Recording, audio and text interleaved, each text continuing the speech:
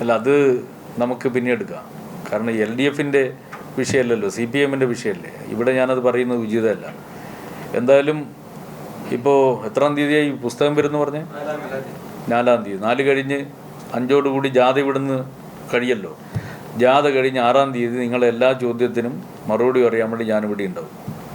നിങ്ങളെല്ലാ ആ പുസ്തകം നന്നായി വായിച്ച് ആവശ്യമുള്ള ചോദ്യങ്ങളെല്ലാം തയ്യാറാക്കി റെഡിയാക്കി നിങ്ങൾ വന്നോളൂ. ഞാനിവിടെ ഉണ്ടാവും. നമുക്ക് പരസ്പരം കാണാം. മതിയല്ലോ?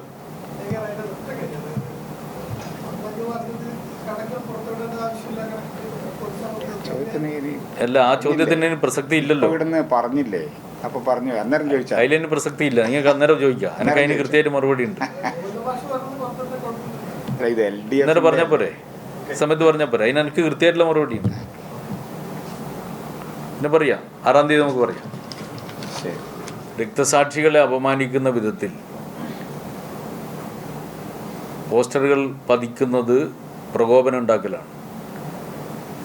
പ്രകോപനമുണ്ടാക്കി ആ പ്രകോപനത്തിൻ്റെ മറവിൽ പുതിയ വിവാദമുണ്ടാക്കുക എന്നുള്ളതാണ് യൂത്ത് കോൺഗ്രസും ഉദ്ദേശിക്കുന്നത്. ഞാൻ അവരോട് ആവശ്യപ്പെടുകയാണ്, അനാവശ്യമായ പ്രകോപനം ഉണ്ടാക്കരുത്. രക്തസാക്ഷികൾ എന്ന് പറഞ്ഞാൽ ഇടതുപക്ഷത്തെ സംബന്ധിച്ചിടത്തോളം മറ്റെന്തിനേക്കാളും വലുതാണ്. ആ രക്തസാക്ഷികളെ അപമാനിക്കാൻ വേണ്ടി പുറപ്പെട്ടാൽ അത് പ്രകോപനം ഉണ്ടാക്കുന്ന ഒന്നായിരിക്കും.